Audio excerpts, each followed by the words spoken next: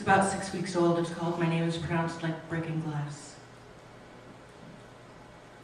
Peanut butter and government cheese, city clinic, but also taxis and bar tabs, and listen. Suicide bombers are middle class. Who else needs something to die for? What is something to die for except an excuse to keep living? I never wanted to be politicized, but then your body, why you are in danger, why you're not.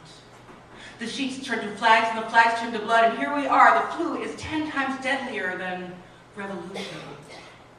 Broke is a cold to poor's flu. The brick is in love with the window. The brick is in love with the air. The government's phone tap that clicks on the line is an angel clucking its tongue at us. The cat is playing with a moth. The moth has one leg left and most of one wing. It is so hard to put things back together. It is so hard to change, to repair the world. Love needs gravity. If the moon was any closer, I'd throw it.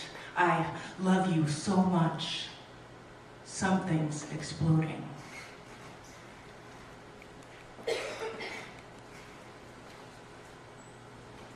This was sent out copyright-free 2 days after Gulf War II started.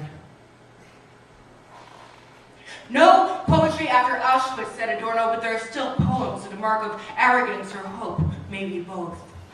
This is not a poem, it's a rock through a window, it's a smash and run, it's a broken capitalism machine 150 miles from Baghdad. The television is on in the law firm. There is no business as usual. The building is surrounded by fences and riot cops who are fighting the crime of free speech, free assembly. Yesterday they dragged a woman by her hair. Today, last night, 3 days ago, the anarchists covered their faces, hid Molotov cocktails in the bushes. On our way to the protest, my friend tells me I'm not covering my face. It seems it's one of the fundamental freedoms left. I have a bandana in my pocket just in case. I'm trying to find ways to stem my own anger, my body a grenade rolling in the street, teeth clenched, handing out flowers stolen from the lobby of a law firm to the motorists we delay, thanking them for their patience. While the U.S. bombs the fuck out of another country, it's already starved to death. I'm trying to find reasons not to smash things. Last night an American soldier threw 3 grenades into commander's tents. They say he acted out of resentment. I understand resentment. I'm practicing nonviolence. I shove my hands in my pockets to make sure I don't pick up a rock. 2, 1.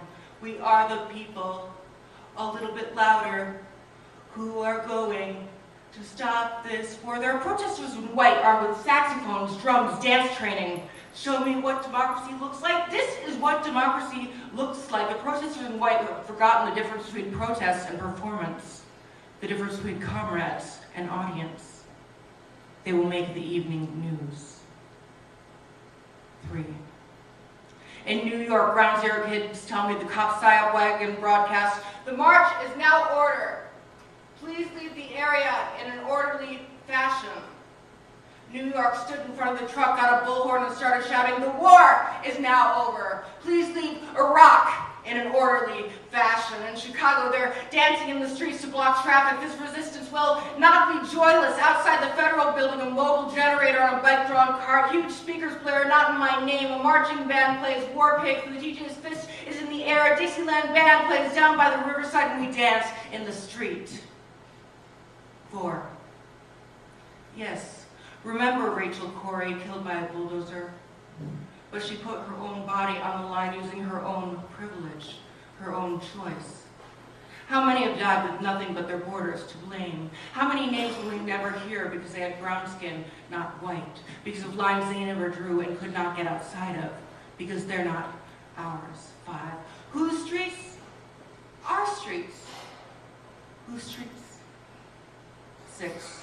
The rich restaurateur, who's a San Francisco supervisor, tells the news, "We will prosecute protesters to the fullest extent of the law. Write the legal aid phone number on your forearm. Listen for that order to disperse. Go limp.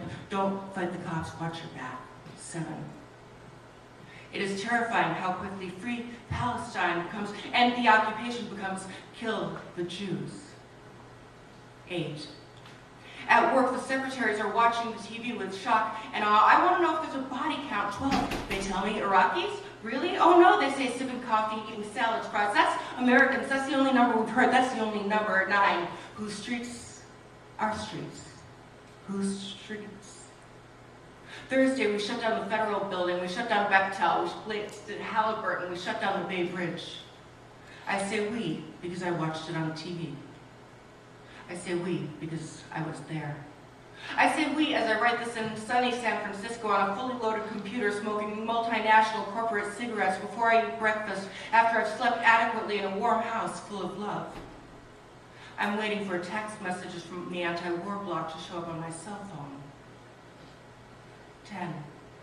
Lighting candles, signing petitions, blocking intersections, chanting, walking until my feet are blisters, shouting until my throat is raw. I'm trying so hard to change things, and I can't even get the blood off my hands.